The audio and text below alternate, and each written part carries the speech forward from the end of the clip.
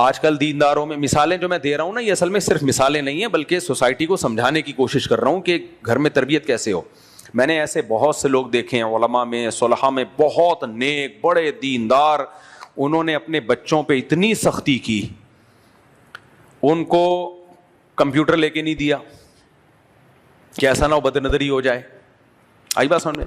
University میں پڑھنے نہیں دیا، ایسا نہ ہو آنکھ مٹکا ہو جائے. سمجھ میں آ رہی ہے؟ آنکھ مٹکا تو سب کو پتہ ہی ہوگا، کرتے ہیں تو پتہ یعنی نہیں کرتے تو ایسا نہ ہو کہ کہیں آنکھ مٹکا ہو جائے.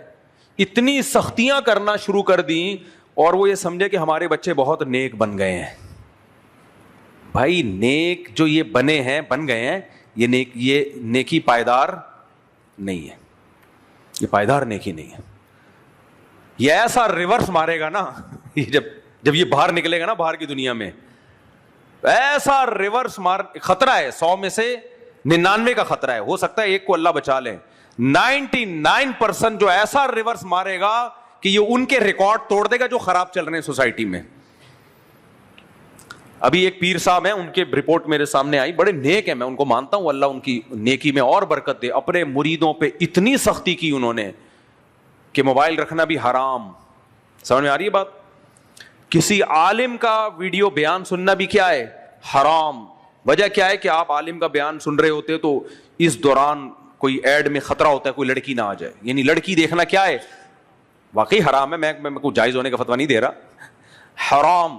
آئی بات سمجھ میں؟ پھر ہا بھی ان کا بہت گاڑھا ہوتا ہے اور را بھی کیا ہوتا ہے؟ حرام. تو نہ گھر میں ان کے کمپیوٹر ہے، نہ کسی کے پاس بھی اسمارٹ فون نہیں ہے، اور وہ بڑے خوش ہیں کہ ہم نے ماشاءاللہ خلافت اسلامیہ گھر کے اندر قائم کی ہوئی ہے. تو ایسے ایک مولانا صاحب میرے علم میں آئے، میں نے کہا میرے بھائی یہ جس ٹریک پہ چل رہے ہیں نا، نیت پہ کوئی شک نہیں ہے، مجھے نیت بہت اچھی ہے، لیکن یہ سوسائٹی کا مقابلہ کر نہیں سکیں گے.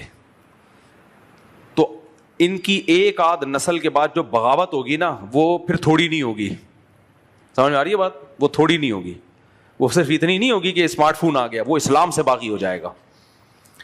تو اس لیے شریعت کی باؤنڈری کے اندر رہتے رہتے سوسائٹی کے ساتھ چلنا بولو ضروری ہے. حرام کام کی طرف مت جاؤ، حرام تو حرام ہی رہے گا ہمیشہ، لیکن شریعت کی باؤنڈری کے اندر ہر دور میں بچوں کی تربیت کا وہ طریقہ نہیں ہوتا جو ہمارے بزرگوں میں ہوا کرتا تھا.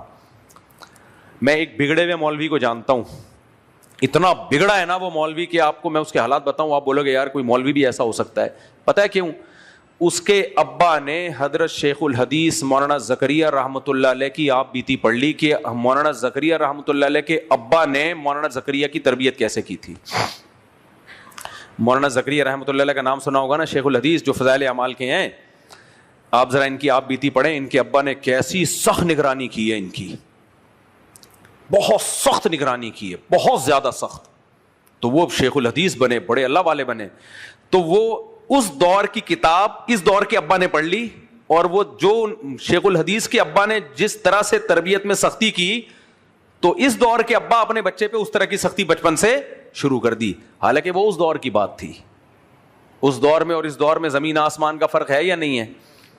اس دور میں ایسا نہیں تھا کہ پڑوس میں جا کے وہ ڈرامہ دیکھ لے کوئی بچہ، ممکن تھا. اس دور میں ایسا نہیں تھا کوئی انٹی بلا رہی ہو. اس دور میں ایسا نہیں تھا کالج میں لڑکے لڑکیاں ساتھ بیٹھ رہے ہوں. اس دور میں تو اگر کوئی سینما گھر چلا جاتا وہ تو شریف خاندان کیا، وہ تو چرسیوں ہیروئنچوں سے بھی زیادہ برا سمجھا جاتا تھا. اب فیملیوں کے ساتھ لوگ کیا جا رہے ہیں؟ فلم دیکھنے کے لیے. تو انہوں نے کیا کیا، وہ پڑھ لیا اور وہی اپلائی کرنا شروع کر دیا بچے پہ. تو بچے کی جو تربیت ہوئی نا، چھاؤں میں کبھی اکیلے آنا، میں بتاؤں کہ کیا تربیت ہوئی ہے اس کی ماشاءاللہ. اس بچے نے الحمدللہ، اور الحمدللہ تنزیہ کہہ رہا ہوں، سارے ریکارڈ توڑ دیے بدماشیوں کے. وجہ کیا ہے کہ آپ دیکھ نہیں رہے بھائی سوسائٹی میں اس وقت کیسے تربیت کرنی ہے. دیکھو قرآن بار بار جب بھی دعوت کی بات آتی ہے، ادعو الی سبیل ربک بالحکمت والموعظۃ الحسنہ، اپنے رب کی طرف لوگوں کو بلاؤ حکمت کے ساتھ. یہ حکمت کا لفظ اللہ نے کیوں ایڈ کر دیا ہے بھائی؟ اچھا اللہ ایک خاص طریقہ بھی بتا سکتا تھا اس طریقے سے بلاؤ, وہ طریقہ اللہ نے اس لیے متعین نہیں کیا کہ ہر زمانے میں وہ طریقہ چینج ہوگا, اس لیے اللہ نے ایک جرنلی ایک کامن لفظ یوز کیا حکمت ہر زمانے میں تبدیل ہوتی ہے, ہر زمانے میں لوگوں کو دین کی دعوت دینے کا طریقہ بدلتا چلا جائے گا. مولانا طارق جمیل صاحب جب گئے نا کسی بڑے ایکٹر کو دعوت دینے کے لیے دین کی, تو ان کی کارگزاری میں نے خود سنی. کوئی بہت بڑا ایکٹر تھا, اس کو دعوت دینے گئے تو مولانا کہتے ہیں کہ میں نے دعوت ہی نہیں دی اس کو. حالانکہ گئے کس کام کے لیے تھے؟ دعوت دینے کے لیے.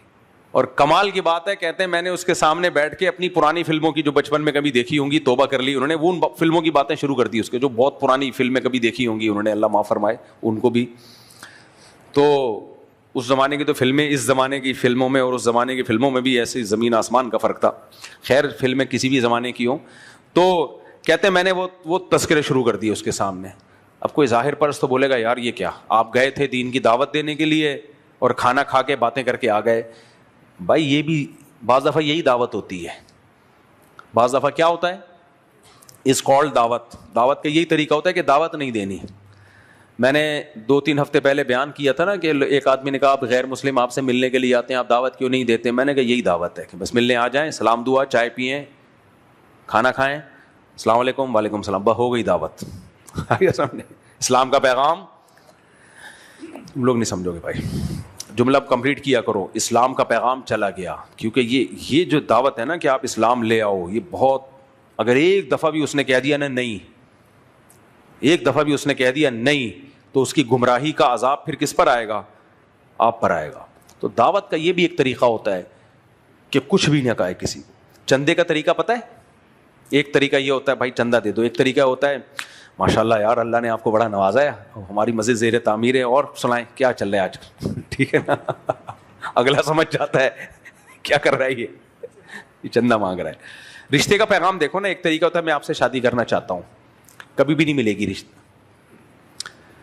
جب بھی لڑکی والوں کو خود پیغام بھیجو نا, پتہ ہے آج کل لوگوں میں کھوپڑی صحیح نہیں کام کر رہی ہے لوگوں کی. لوگ سمجھتے ہیں یہ مجبور ہو گیا ہے, اور مجبور آدمی کو ہم نے دینی نہیں ہے, اس میں کوئی فالٹ ہوگا تبھی تو یہ مانگ رہا ہے. لوگ یہ سمجھتے ہیں کوئی اپنی بیٹی کا رشتہ خود کسی پہ پیش کر دے, وہ سمجھتا ہے اس میں کوئی فالٹ ہے.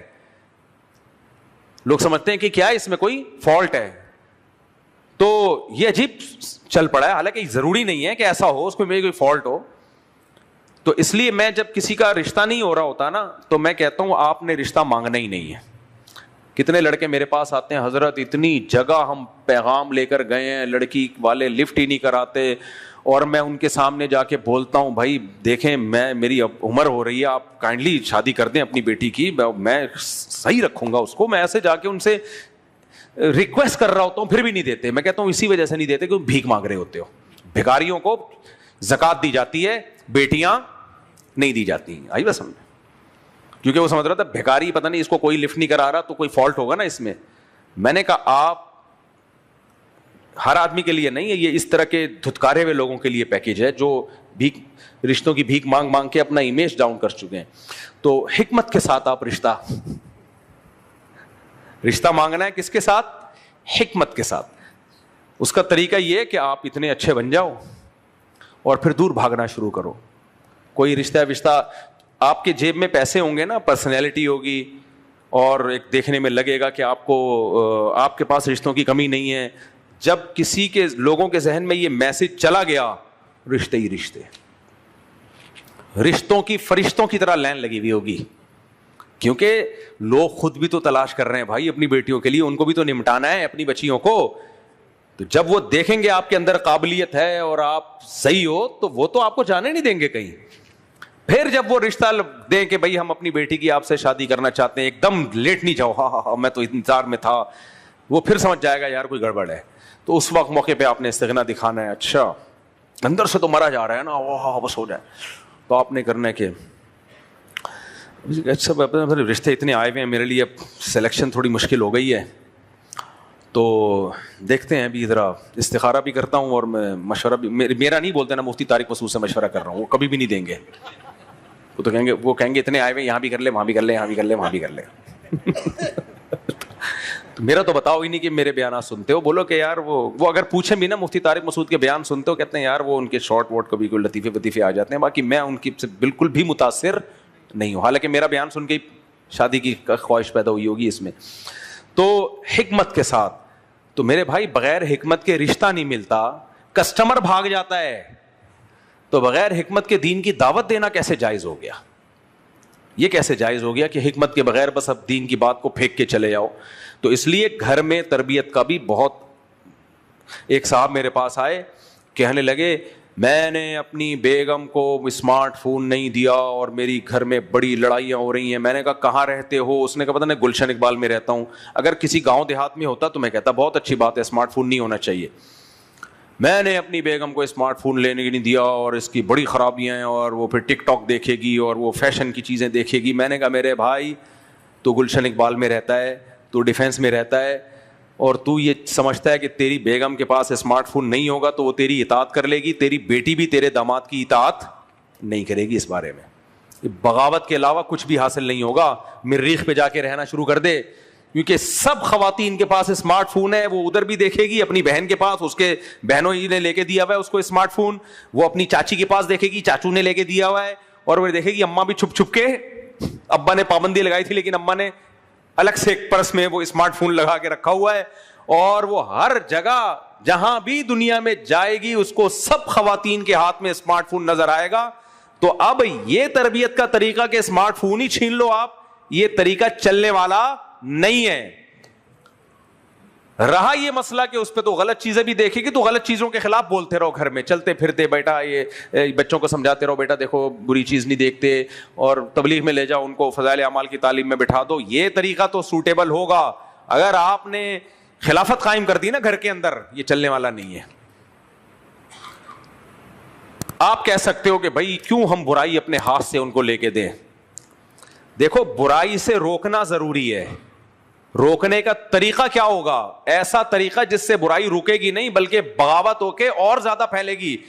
وہ طریقہ صحیح ہے, یا وہ طریقہ ہے کہ جس میں دونوں امکان ہیں, ہو سکتا ہے برائی ہو سکتا ہے برائی نہ ہو. ایک میں 99% چانس ہے کہ برائی پھیلے گی لازمی. تو یہ چلنے والا نہیں ہے سیٹ اپ. اور جب یہ موبائل فون آئے تھے نا, اسمارٹ فون تو اب ہو گیا نا, پہلے موبائل میں لوگ سختی کرتے تھے موبائل نہیں ہوگا بیگم. میں نے کہا بھائی کسی گاؤں میں رہتا ہے, کسی کچی آبادی میں رہتا ہے تو پھر ٹھیک ہے, اس کے بڑے فسادات ہیں موبائل کے. لیکن آپ شہر میں رہتے ہو تو آج کل سب میرڈ خواتین کے پاس موبائل ہوتا ہے, تو اس کے جو سائڈ افیکٹ ہیں ان سے بچنے کی تو کوشش کی جائے گی. یہ نہیں ہوگا کہ آپ اتنی گھر میں ماشاء اللہ لگا دو کہ فون ہی نہیں ہوگا, وہ چھپ چھپ کے ہوگا فون آپ کے, اور پھر جو اس سے غلط فہمیاں پھیلیں گی اور بدگمانیاں پھیلیں گی. اب پکڑی گئی کسی دن تو آپ کہو گے یار تو میری اطاعت نہیں کرتی, پھر آپ کے شیطان اور ورغلائے گا, یار چھپ کے فون رکھا ہوا ہے پتہ نہیں کس کس سے باتیں کرتی ہوگی. تو اور زیادہ کچھ فساد ایسے ہیں. دیکھو اور آسان مثال دیتا ہوں, علماء کہتے ہیں جب کسی سوسائٹی میں جب تک وبا نہ پھیلے اس کا علاج کچھ اور ہے, جب ایک وبا پھیل جائے تو پھر علاج کا طریقہ کچھ اور ہے. ایک وبا آئی نہیں ہے نا ابھی, اس کا طریقہ تو یہ ہے کہ جو بیمار ہے اس کو علاقے میں گھسنے ہی نہیں دو. بھائی ایک بیماری پھیل گئی, طاعون کی بیماری, ایک آدمی کا پھوڑا نکل گیا طاعون کا, کہیں چھنگا مانگا میں بیٹھا ہوا, بولے وہیں بیٹھا رہے, ادھر نہیں آئے, پولیس اس کے گرد گھیرا کر لے, وبا ابھی پھیلی نہیں ہے, کیا خیال ہے؟ اور پھر گلے بھی ملو, کھاؤ پیو بھی ایک دوسرے کے ساتھ. وہ جو وبا والا آدمی ہے اس کو دور رکھو. لیکن اگر وہ گھس گیا اور اس نے طاعون پھیلا دیا, اب یہ نہیں ہو سکتا کہ سب لوگوں کو جنگل میں بھیج دیا جائے. جو جو بیمار ہے اس کو, کتنے پبلک کو کہاں بھیجو گے؟ کوئی بھی نہیں جائے گا. اور پتہ کیسے چلے گا اس میں یہ وائرس ہے, اس میں وائرس نہیں ہے؟ اب یہ طریقہ نہیں ہے کہ سب کو اٹھا کے جنگلوں میں بھیج دو آپ. اب یہ طریقہ ہے کہ ویکسین لگاؤ, تھوڑا سا سوشل ڈسٹینس رکھو, اور ایکسیپٹ کر لو کہ سوسائٹی میں بیمار لوگ بھی ہیں. یہ ماننا پڑے گا, اب یہ ختم نہیں ہو سکتی. علماء نے, ہم جب دارالعلوم کرنگی میں ایک دفعہ اجلاس تھا, حضرت مفتی تقی صاحب وغیرہ اور سب بڑے بڑے علماء بیٹھے, تو ویڈیو سی ڈی پر بحث ہو رہی تھی.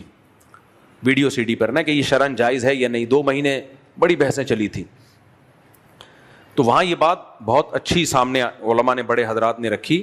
حضرت مفتی تقی صاحب نے بھی فرمایا کہ وبا آنے سے پہلے کسی چیز کا علاج کچھ اور ہوتا ہے, وبا آنے کے بعد جب پھیل جائے تو پھر علاج کچھ اور ہوتا ہے, پھر علاج کچھ اور ہوتا ہے. اب دیکھو جب انگریز ہندوستان میں آیا, علماء نے پابندی لگائی انگلش مت سیکھو, کیونکہ انگلش صرف انگریز بولتا تھا, ہماری تعلیمی زبان انگریزی نہیں تھی. اس وقت جو انگلش سیکھتا نا وہ ملحد ہوتا تھا, وہ ایتھیسٹ بن جاتا تھا, وہ پورا غیروں کے رنگ میں ڈھل جاتا. لیکن جب انگلش زبان ہم نے روکنے کی کوشش کی کہ نہ پھیلے دنیا میں, لیکن رکی وہ, بولتے کیوں نہیں.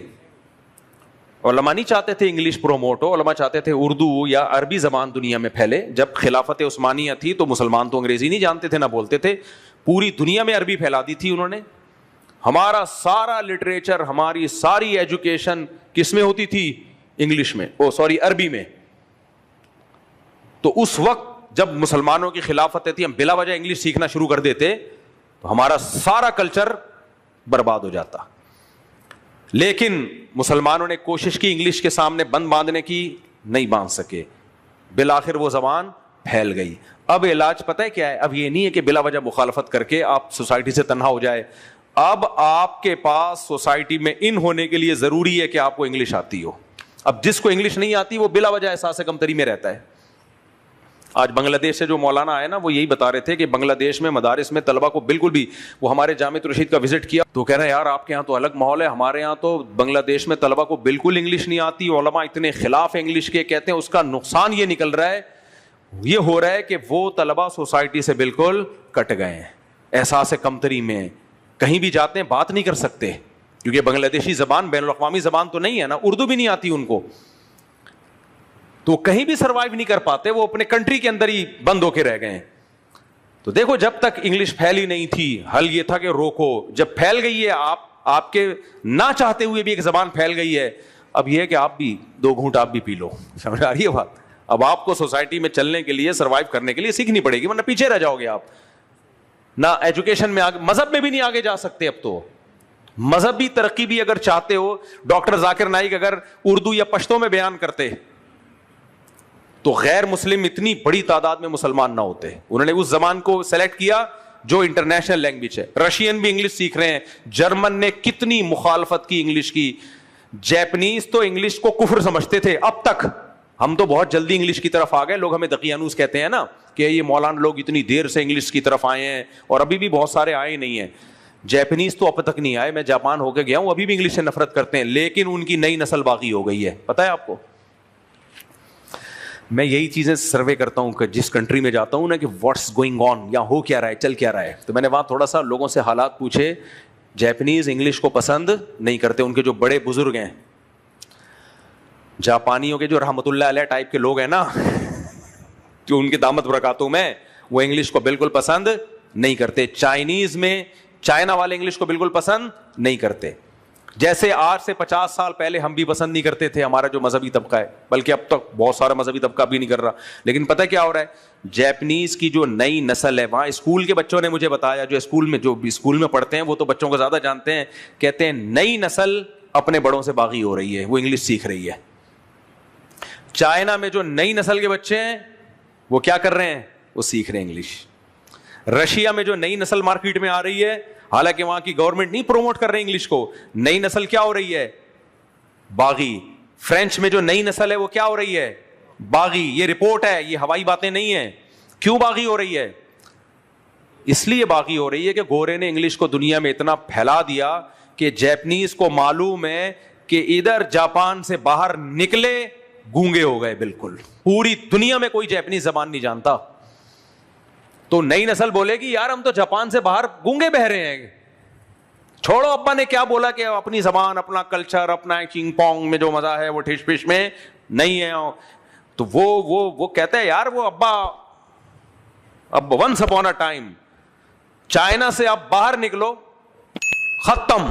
چائنیز زبان کیا ہے, ختم. جرمنی سے آپ باہر نکلو, جرمن زبان ختم. ہمارے ایک دوست ہیں جرمنی کی یونیورسٹی میں پڑھے, جرمن زبان بھی جانتے ہیں, انگلش بھی جانتے ہیں. وہ بہت بڑے یہ جو سولر پلیٹیں ہوتے ہیں نا, اس کے انجینئر ہیں. یہ جرمنی میں ہی, یہ میرا خیال ہے جو سولر کے ذریعے بجلی بنانے کی جو ٹیکنالوجی ہے, یہ جرمن سے ہی شروع ہوئی ہے. وہاں انہوں نے جرمن زبان بھی سیکھی, انگلش بھی سیکھی, اور دنیا بھر میں گئے, وہ لیکچر دیے انہوں نے. رشیا سے ان کو بڑی اچھی جاب آئی, یونیورسٹی میں پروفیسر لگے. کہتے ہیں میں وہاں گیا ہوں, کم بختوں کو انگلش کا ایک لفظ ہی نہیں آ رہا. کہہ رہے ہیں وہ مجھے کہہ رہے ہیں پڑھاؤ, میں کہہ رہا ہوں میں کیا پڑھاؤں یار تمہیں, اور کہہ رہے وہ تعصب اتنا رشین میں, وہ کہہ رہے ہیں نہیں تمہیں رشین زبان سیکھ کے رشین زبان میں پڑھاؤ, ہمیں انگلش میں نہیں. کہہ رہا میں نے کہا تمہارے باپ کا نوکر ہوں میں پہلے جرمنی میں جا کے جرمن سیکھی میں نے اس لیے کہ تاکہ وہاں کی یونیورسٹی پڑھ سکوں, انگلش اس لیے سیکھی بین الاقوامی زبان ہے, اردو میری اپنی زبان ہے, ہیں وہ بیچارے ادھر پنجاب کے. تو کہتے ہیں کہ اب میں تمہاری خاطر میں رشین سیکھوں, کتنا مشکل ہے ایک زبان سیکھنا, ٹاٹا بائے بائے کر کے نکل آئے وہاں سے, بولے میں نہیں سیکھ رہا, جاؤ گے. تو یہ کب تک چلے گا؟ زیادہ عرصہ تھوڑی چلتا ہے. نئی نسلیں کیا ہوتی ہیں پھر بولو, باغی ہوتی ہیں.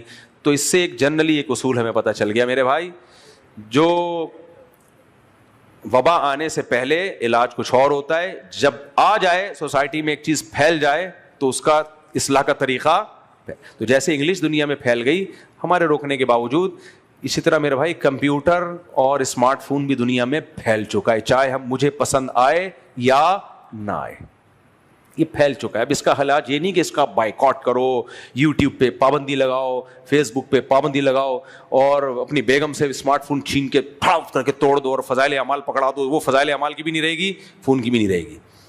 اس کا طریقہ بھی ہے کہ کچھ SOPs بنا لو. نمبر 1, ان میرڈ بچی کے ہاتھ میں موبائل نہیں ہونا چاہیے. اس کا میں ابھی بالکل بھی قائل نہیں ہوں, اتنا ہماری سوسائٹی میں کلچر نہیں ہے. وہ اماں کا فون استعمال کرے, جو بھی سیٹنگ ویٹنگ ہے کس استغفر اللہ, یعنی جو بھی بات چیت کسی سے کرنی ہے اماں کے فون سے کرے. کماری بچیوں کو نہ دو, کمارے بچوں کو نہ دو جب تک وہ میچور نہ ہو جائیں, کم سے کم 18-20 سال کے نہ ہو جائیں.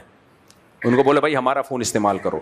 ان کو کیا کرنا ہے, آپ نے روکنا نہیں ہے ٹیکنالوجی سے, آپ نے لاؤنج میں ایک بڑی LED لگا دی, بیٹا جو دیکھنا ہے یہاں بیٹھ کے بولو, یہاں بیٹھ. میرے گھر میں لگی ہوئی ہے, بہت پہلے سے لگی ہوئی ہے, 10 سال سے لگی ہوئی ہے, جب بہت فنڈامنٹل اس قسم کا مولانا تھا میں, کیونکہ میں سوسائٹی کو دیکھ رہا تھا کہ اگر میں نے ان کو بالکل پابندی لگا دی نا, یہ ادھر ادھر جا کے دیکھیں گے یہ چیزیں, اور پھر گناہ کی چیزیں دیکھیں گے.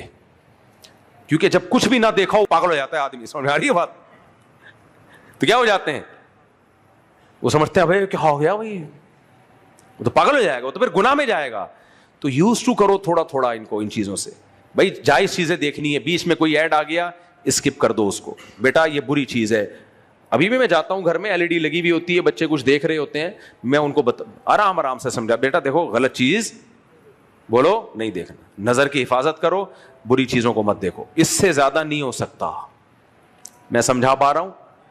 کھلے روم میں لگائی ہوئی LED, سب یہیں بیٹھ کے دیکھیں گے, بند کمرے میں کنڈی لگا کے کوئی نہیں دیکھے گا, بند کمرے میں کنڈی لگا کے کوئی نہیں دیکھے گا. یہ کھلا ڈولا ہے یہاں پہ. اور بیگم کی نگرانی کیا ہوگی, فون ہوتا ہے اس کو آپ نہیں پابندی لگا سکتے, اس کو آرام سے سمجھاتے رہو, میں تمہارا ہسبینڈ ہوں, میں ہی ہوں. بیگم ہمیشہ یاد رکھنا تمہارا صرف ایک ہسبینڈ, جس کا نام جو بھی جمشید یا جو بھی ہو, اس سے زیادہ کچھ نہیں ہو سکتا.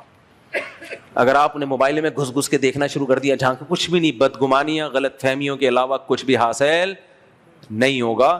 اور پھر محبت سے اس کو آپ, سب سے بہتر خدا کی قسم میری رائے کے مطابق اس زمانے میں تربیت چاہتے ہو نا, ان چیزوں میں پابندی نہیں لگاؤ, جو میں نے طریقے بتائے نا اس کو فوکس کرو, اس کو تبلیغ میں لے جایا کرو. سختی کرنے سے اس زمانے میں کوئی فائدہ نہیں ہے, سارے الٹے کام ہوں گے لیکن چھپ کے ہوں گے. پھر سمجھ آ رہی ہے بات؟ بچوں کو چماٹے مار مار کے ٹھیک کرنے کی کوشش کی نا, نہیں ٹھیک ہوتے اس زمانے میں. ونس اپون اے ٹائم یہ وہ دور گیا, گاؤں دیہاتوں میں ہوتا ہوگا اب, لیکن یہ جو دور چل رہا ہے اس میں آپ نے غیر ضروری پابندیاں آپ کی لگائی تو کہیں بھی پابندی نہیں ہے, صرف آپ کے گھر میں ہو تو بغاوت پھیلے گی اور ریئیکشن ہوگا, اور نتیجہ ایک ہی دفعہ میں وہ تقوی کی چادر جب اترے گی نا تو بالکل ایسے ہی ہے. کہتے ہیں کہ جیسے کوئی ایک آدمی کئی وقتوں کا بھوکا ہو اور پھر جب برداشت سے باہر ہو جائے تو پوری دیکھ کھا جاتا ہے. پھر وہ کیا کھا جاتا ہے, جیسے ہم دیکھو کتنا بھوکے ہوتے ہیں تو افطاری میں کتنا پھوڑ دیتے ہیں ہم بیٹھ کے, تو پھر وہ پوری دیکھ کھا جائے گا. حضرت علامہ ابن قیم رحمہ اللہ تعالیٰ بہت بڑے عالم گزرے ہیں, انہوں نے لکھا ہے بعض صوفیوں کے حالات, کہ کچھ صوفی ایسے گزرے جو بہت عبادت کرتے تھے, اللہ اللہ, انہوں نے کہا شادی بھی نہیں کرنی تاکہ بیگم کے حقوق ادا کرنے میں جو ہے وہ ایسا نہ ہو کہ اللہ کی نافرمانی ہو جائے اور عبادت میں کمی آ جائے. کہتے ہیں ان لوگوں کا جب تقویٰ ٹوٹا ہے نا تو پھر وہ ایسے بدماش بنے ہیں کہ الامان والحفیظ. انہوں نے کہا وہ نارمل وے میں چلتے رہتے تو صحیح رہتے. تو اس لیے تربیت میں میرے بھائی بہت زیادہ ضرورت ہے حکمت, مصلحت. ایک چھوٹی سی مثال دے کے بیان ختم کرتا ہوں. ہمارے ہاں جامعۃ الرشید میں ایک دفعہ اجلاس ہوا, اور اس اجلاس میں تمام استاذوں نے مشورہ دیا کہ طلبہ کو موبائل استعمال کرنے کے بالکل بھی اجازت نہیں ہونی چاہیے, بالکل بھی اجازت نہیں ہونی چاہیے. سب نے کہا بالکل بھائی, اور دلیل یہ کہ جب موبائل نہیں تھا اس وقت بھی تو سب چل رہے تھے نا, اس وقت کیسے گزارا ہوتا تھا. ہمارے شیخ حضرت مفتی عبدالرحیم صاحب جو امیر تھے, امیر ہیں ابھی بھی, ان کی جب باری آئی تو انہوں نے کہا کہ بھائی دیکھو بات یہ ہے, قانون بنانے میں سب سے پہلے یہ چیز دیکھی جاتی ہے کہ اس کا امپلیمنٹ ہو بھی سکتا ہے کہ نہیں ہو سکتا, اس کو فالو کرنا پاسبل بھی ہے یا نہیں ہے, لوگ مان لیں گے اس کو. ایسا تو نہیں کہ ہم پابندی لگا دیں اور سب نے چھپ چھپ کے رکھے ہوئے ہوں. کہا ٹھیک ہے, جب موبائل نہیں تھا اس کے بغیر بھی دنیا چل رہی تھی, لیکن موبائل سے سہولت اتنی زیادہ ہو گئی ہے, اتنی زیادہ ہو گئی ہے, اتنی زیادہ سہولت ہو گئی ہے کہ اب اس پہ پابندی لگانا ممکن ہی نہیں ہے. تو ایسا قانون بنانا جس پر عمل ممکن ہی نہ ہو, سوائے اس کے کہ طلبہ میں بغاوت پیدا کرے گا اور قانون شکنی کریں گے, پھر جو قانون نافذ ہوئے ہوئے ان کو بھی توڑنا شروع کر دیں گے, اس کے علاوہ کچھ بھی حاصل نہیں ہوگا. اس وقت میں نے کہا یار 100 سنار کی اور ایک لوہار کی, صحیح ہے نا, یہ دلیل ہے. تو انہوں نے کہا موبائل پہ پابندی نہیں لگا سکتے, اس کو کوئی لمٹ کر دیتے ہیں. بھائی عصر سے مغرب تک ہم آپ کو موبائل دے دیا کریں گے, اس میں استعمال کرو, یا کوئی اور اس طرح کا کوئی, اس کو یہ کہ بالکل پابندی, انہوں نے کہا جس کے جتنے مرضی فضائل سنا لو آپ, پریکٹیکلی یہ ممکن نہیں ہے. سمجھ میں آ رہی ہے بات؟ تو اس طرح میرے بھائی یہ جو بالکل دنیا چھوڑ چھاڑ کے بالکل علیحدگی اختیار کر کے بالکل ہی صوفی اور نیک بننے کی کوشش کرتے ہیں, یہ تھوڑے دن تک کی تو بات ہے, چل جاتے ہیں, اس کے بعد ان کا بیڑا غرق. اور خاص طور پر میں نے ایک مثال دی تھی نا, ایک صاحب کو جاب لیس تھے, بے روزگار گھوم رہے تھے, ایک جگہ جاب ملی تو وہاں لڑکیاں وڑکیاں بھی تھیں, تو ان کے پیر صاحب نے کہا وہاں جاب مت کرو. وہ میرے پاس آئے مشورہ لینے کے لیے, میں نے کہا میرے بھائی جاب کر لے, نظر کی حفاظت کر. آج کل دنیا میں کوئی جگہ ایسی نہیں ہے جہاں خواتین نہ گھسی ہوئی ہوں, تیرے کو سارے رائیونڈ کے بزرگوں کے بیچ میں کوئی جاب مل جائے تو لک ہے تمہاری, ایسا ہوتا نہیں ہے. اور میں نے کہا ابھی گناہ کا خطرہ ہے بد نظری کا, جب پیسے جیب میں نہیں ہوں گے نا, تیری پہلے بات تو شادی نہیں ہوگی, اور کب تک برداشت کرے گا تو, زنا میں نہ پڑ جائے, کہیں زنا میں نہ پڑ جائے. اور دوسری بات یہ ہے کہ اگر شادی ہو بھی گئی, جب پیسے نہیں آئیں گے نا, وہ بیگم ہی آج کل کھولا لے کے مارکیٹ سے شارٹ, پھر ڈپریشن میں تمہارے پیر و مرشد تمہارے کام نہیں آئیں گے, تو روتا رہے گا. پیر صاحب کہیں گے صبر, انا للہ و انا الیہ راجعون, 100 دفعہ تسبیح پڑھو. تو میں نے کہا آپ کے پیر بزرگ ہیں, نیک ہیں, میں ان کو مانتا ہوں, لیکن سوسائٹی کا علم ان کو نہیں ہے, تو اس لیے حلال جاب کہیں بھی مل رہی ہے کرو. ہاں نظر کی حفاظت کو فوکس کرو, اگر پھر بھی بندردری ہوتی ہے توبہ کرو, اس کو فوکس کرو, اصلاح کو فوکس کرو. کام نہیں چھوڑنا ہے دنیا میں, کوئی بھی کام سارے کرنے ہیں. پڑھنے کے لیے باہر ملکوں میں بھی جانا ہے, اور یہاں بھی پڑھنا ہے, یونیورسٹی میں بھی پڑھنا ہے, فوج میں بھی جانا ہے. ایک صاحب کہنے لگے میں فوج میں جاتا ہوں, اور بعض دفعہ لبرل قسم کا آفیسر آ جاتا ہے. میں نے کہا بھائی جان سارے دنیا کے سارے کام جو ملک کے لیے ضروری ہیں وہ سارے کام کرنے ہیں. جو دیکھو جب کوئی شخص پیشنٹ ہوتا ہے نا, مریض ہوتا ہے, اور ڈاکٹر کو پتا ہے اس کو آپریشن کیے بغیر گزارا نہیں ہے, دل اس کا اتنا بند ہو چکا ہے, تو آپریشن کے بھی سائڈ افیکٹ ہوتے ہیں, لیکن ڈاکٹر یہ دیکھتا ہے کہ نہ کرنے کے سائڈ افیکٹ زیادہ ہیں یا کرنے کے سائڈ افیکٹ زیادہ ہیں. اس کو پتا ہے نہ کیا تو موت یقینی ہے, تو پھر وہ رسک لے کے کام کرتا ہے. تو ہم ابھی جو امت جس سچویشن سے گزر رہی ہے نا, وہ سچویشن یہ وہ صحابہ اور خلفائے راشدین کا دور نہیں ہے کہ سب کچھ اچھا چل رہا ہے. ابھی جو کام بھی کرو گے کچھ نہ کچھ اس کے سائڈ افیکٹ ظاہر ہوں گے, تو ان سائڈ افیکٹ کو دیکھ کے کام سے نہیں رکنا ہے, یہ کوشش کرنی ہے کہ وہ سائڈ افیکٹ کیسے ختم ہو یا کم ہو, کام سارے کرنے ہیں. میں آپ کو آخری بس مثال دے کے بیان ختم کرتا ہوں. ہم نے جامعۃ الرشید میں جن طلبہ کو انگلش سکھائی ہے نا, ان میں ٹھش پش اور اسٹائل زیادہ ہیں, جن کو نہیں سکھائی وہ زیادہ نیک ہیں. ہمارے استاذ کہنے لگے جو طلبہ انگلش سیکھ رہے ہیں سب سے پہلے ہیئر اسٹائل آ رہا ہے ان کا نا, اور وہ ایک بعض دفعہ وہ کیا ہوتا ہے کہ غیر ضروری انگلش بول کے شو مارنا شروع کر دیتی ہیں. یہ سائڈ افیکٹ ہیں, لیکن کیا مطلب یار, نہیں سیکھیں, یہ ختم ہو جائیں گے تھوڑے دنوں میں, جب یوز ٹو ہو جائیں گے نا ختم. لیکن اگر نہیں سیکھی تو ایسے نیک بننے کا فائدہ کیا ہے جس میں نہ آپ دین کا کام کر سکو, نہ امت مسلمہ اس سے ترقی حاصل کرے. تو اس لیے اس زمانے میں بہت ہی سنبھل کے چلنا ہے. تو میں بس وہ آیت بتا دوں کہ قرآن کے جو الفاظ ہیں وَكَذَلِكَ جَعَلْنَاكُمْ أُمَّةً وَسَطًا, اللہ کہتے ہیں ہم نے تم کو بیلنس امت بنایا ہے. اس امت کی سب سے بڑی فضیلت کیا ہے؟ نہ یہ رہبانیت پر ہے کہ بالکل ایک طرف, نہ یہ مادہ پرست ہے کہ حلال و حرام کی فکر ہی چھوڑ دے, یہ بالکل بیچ کی راہ میں چلنے والی امت ہے. اور یہی اس امت کی سب سے بڑی فضیلت ہے, جو آج کل دینداروں میں یہ چیز شارٹ ہوتی جا رہی ہے. اللہ تعالیٰ سمجھنے کی, عمل کی توفیق عطا فرمائے. اور وہ اخلاق پر بیان تو رہ گیا, پاکستان جو اس وقت باپ بنا ہوا ہے وہ اخلاق